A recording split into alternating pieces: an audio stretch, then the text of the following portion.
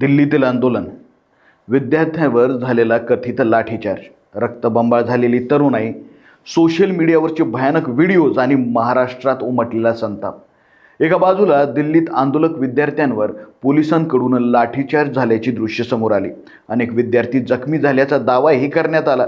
तर दुसरीकडे महाराष्ट्राच्या नागपूरमध्ये मात्र वेगळंच चित्र पाहायला मिळालं. तिथं विद्यार्थी आणि पोलिसांमध्ये कसलाच संघर्ष नव्हता. उलट आंदोलनादरम्यान "ये तो अंदर की बात है, पुलिस हमारे साथ है" अशा घोषणा देत विद्यार्थ्यांनी शांततेत आपलं आंदोलन सुरू ठेवलं. आता या आंदोलनाची धग मराठवाड्यातील बीडपर्यंत पोहोचली आहे. दिल्लीत सुरू असलेल्या CJP आंदोलनादरम्यान पोलिसांनी आंदोलकांना हटवण्याचा प्रयत्न केला. त्यावेळी काही ठिकाणी लाठीचार्ज झाल्याची दृश्यही सोशल मीडियावर खूप मोठ्या प्रमाणात व्हायरल होताना दिसत आहेत. अनेक विद्यार्थी जखमी झाल्याचा दावाही आंदोलनकर्त्यांनी केला. तर या कारवाईवरून देशभरात तीव्र प्रतिक्रिया उमटल्या. या घटनेच्या निषेधार्थ महाराष्ट्रातील अनेक शहरांमध्ये आंदोलनं करण्यात आली. नागपूरमध्येही विद्यार्थ्यांनी शांततेच्या मार्गाने आंदोलन केलं. कोणताही मोठा संघर्ष न करता हे आंदोलन पार पडलं. आणि विशेष म्हणजे आंदोलनादरम्यान "ये तो अंदर की बात है, पुलिस हमारे साथ है" अशा घोषणांनी परिसर दुमदुमून गेला. आंदोलक आणि पोलिसांमध्ये तणावाऐवजी संयमाचं वातावरण होतं.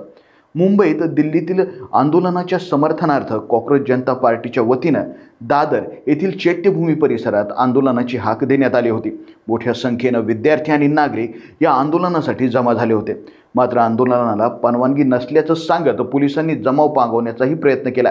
काही ठिकाणी लाठीचार्ज झाल्याची दृश्य समोर आली. तर अनेक विद्यार्थी, विद्यार्थिनी आणि महिलांना पोलिसांनी ताब्यात घेतलं. एका आंदोलनात एक हृदयस्पर्शी दृश्यही समोर आलं. आपल्या लहान मुलाला आंदोलनाला पाठिंबा देण्यासाठी एक महिला घेऊन आली होती. "आम्हाला चैत्यभूमीवर उभं राहू दिलं जात नाही" असा आरोप त्यांनी माध्यमासमोर केला. त्यावेळी पोलिसांनी त्या महिलेला ताब्यात घेतलं. आईला पोलीस घेऊन जात असताना तिच्या लहान मुलानं फोडलेला टाहो अनेकांच्या मनाला चटका लावून गेला.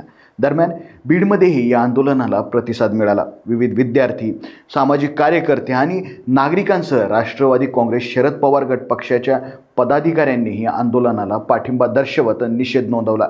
दिल्लीतील कारवाईचा निषेध करत विद्यार्थ्यांच्या न्यायासाठी आवाज बुलंद करण्यात आला.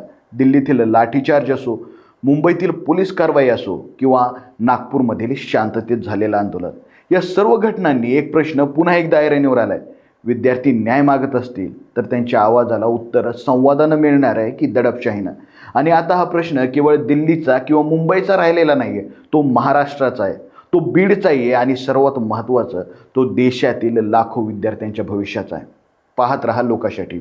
धन्यवाद.